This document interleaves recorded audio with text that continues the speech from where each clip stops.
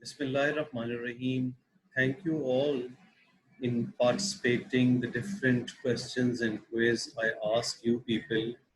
In last week, I've asked you two pictures regarding aortic valve area calculation, and I'm very happy that some of you have given that answer very correctly, and that really boosted my confidence in you that you people learn the things with concepts as we have gone through quiz of cath ECG. So I thought it's very important nowadays. Aortic valve, something which is very important to understand. You need to know everything about its calculation, and as we discussed yesterday, the exam this time would be a virtual, so you should be very strong theoretically. You may not have time to discuss your patients, so examiner were going to ask you a lot about the theoretical knowledge. The conventional cardiac M mode was used to calculate these areas. Then comes the two-dimensional with planimetry. As you see that this M mode is showing cut at different levels or sections of the heart and showing you the movement of different, and that's important to understand here, the aortic valve area indicator. And all these basics are important when you're doing echocardiography. And when you're presenting your case as well, even that continuity equation is important, as well as this M mode pattern, its principles, how you see mitral valve in M mode, how you see LV, systole, diastole, and aortic wall and LV outflow obstruction. They do help you in other.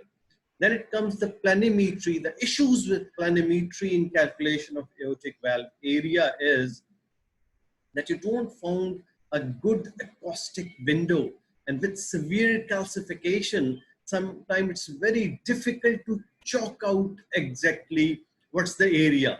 So that's why you need Dopplers, calculating the jet velocities, and then with that help of that, you have to calculate your patient's aortic valve area exactly. And that is a rough criteria for severe AS. It's not rough, it's exactly that your jet velocities when you're measuring should be greater than 4, mean gradient greater than 40 to 50 mmHg, aortic valve area less than 1 centimeter square, and aortic valve area index, that is in comparison to the body surface area, it should be less than 0.6 centimeter square per meter square. But again, as you see here, even if you calculate, so difficult to chalk out exact area in systole when you have severe calcification. And this is a very good window actually saying you don't get such nice windows in your patients. So you need to know exactly the jet velocities, how to calculate it. Here, you put your cursor in a way that it should be parallel enough to the jet of the aortic valve, and then calculating Vmax, the maximum velocity. That's give you an indirect idea about the gradient across left ventricle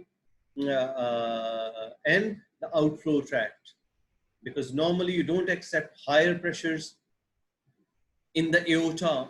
Your LV is contracting against a resistance, so you accept this velocity to be increasing at a certain point, and that velocity calculation indirectly gives you about the pressure differences across LV and aorta. So this obstruction caused by aortic valve is indirectly relates to the velocity. As velocity is increasing, that means you have more and more gradients, and that's the correlation, the gradient and aortic valve area. So as velocity is increasing, that means your gradient is increasing, and as gradient is more, you have decrease in area. That means obstruction is severe. That's why you have much higher velocities, and since the velocities are high, that indirectly tells you about the gradient as well. So that's a rough correlation between gradients values, and aortic valve area. Now we'll come to our second picture, and I'm very happy one of the guy, he explained it very nicely. I think it was Kashif, whose name I don't know exactly who he is and where he from where he belongs to, but he very nicely gives you an idea that this picture is showing actually the continuity equation for calculation of aortic valve area. AVA is aortic valve area. And how you calculate, you actually put your Dopplers and measures VTI at aortic valve level here, VTI at LV outflow tract, that you are calculating these both velocities, which you have to put here in VTI aortic valve, VTI, that is velocity. You're calculating the velocities by means of Dopplers at the level of aortic valve and at the level of LV outflow tract. And this is the only calculation which you're doing actually in an M mode, the LV outflow tract diameter. And this diameter is then converted by the machine by a formula 3 pi square into cross-sectional area. And with that, and I'm also not exactly remembering, it's I think 3 diameter of, let's leave it. It actually machine calculates it for you when you put in this diameter. So with diameter, you calculate exact cross-sectional area.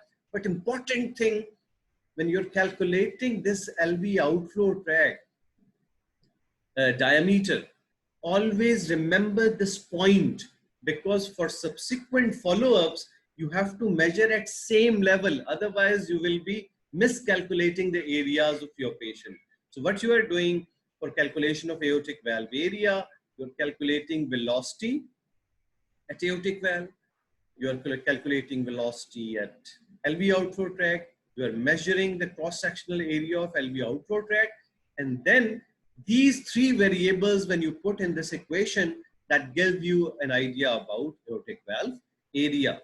There are things a bit complex. You need to know the basics of Doppler, pulse waves, continuous waves, because this time your Viva may go into these things as well.